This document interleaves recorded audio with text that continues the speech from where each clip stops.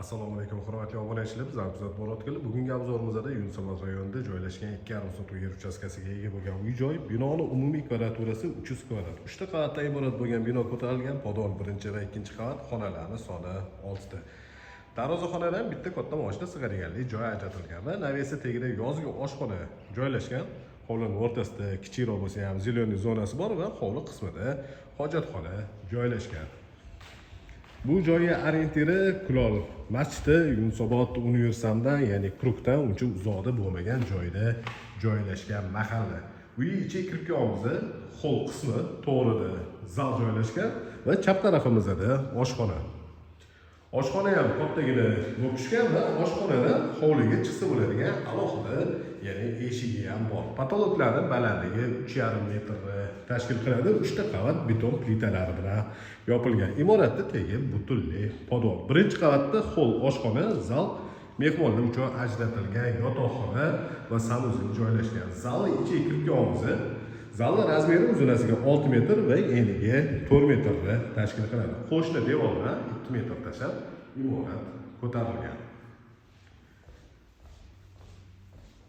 Demak, hol qismi paradniy xot orqali kirganimizda chap tarafimizda oshxona, to'g'rida zal bo'ldi. Bu joyda birinchi qavatda joylashgan umumiy sanuzel.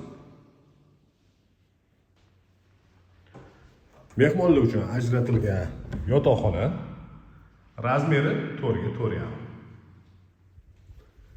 Endi ikkinchi qavatga ko'tarilamiz. Ikkinchi qavatga ko'tarilganimizda o'ng tarafimizda ikkita yotoqxona joylashgan. Bu birinchi yotoqxonaning razmeri uzunasiga va eniga 5 metrdan, ya'ni 25 kvadratda o'z ichiga olgan kattagina yotoqxona. Uni oldida bolalar uchun ajratilgan yotoqxona bor. Razmeri 4 ga 3,5. Bu xonaning ro'parasida ota-onalar uchun ajratilgan yotoqxona joylashgan. Xonaning razmeri 5 ga 4. Va shu xonaga tegishli bo'lgan alohida o'zini yuvinish xonasi bor. Va shunaqa ko'rinishda.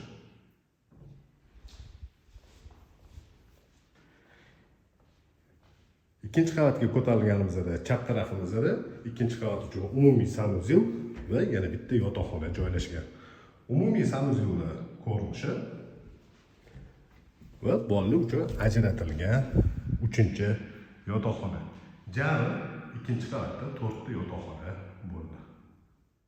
Imoratdagi butunlay podol qilingan. Podolga tushganimizda o'ng tarafimizda bitta xona bor. Mana shunaqa ko'rinishda полноценный oynalar bilan tushgan. Zinam tegida kladovka sifatida foydalansangiz bo'ladi va chap tarafda yana bitta xona joylashgan. Bu joyda kotelni va uning oldida холодная komnata.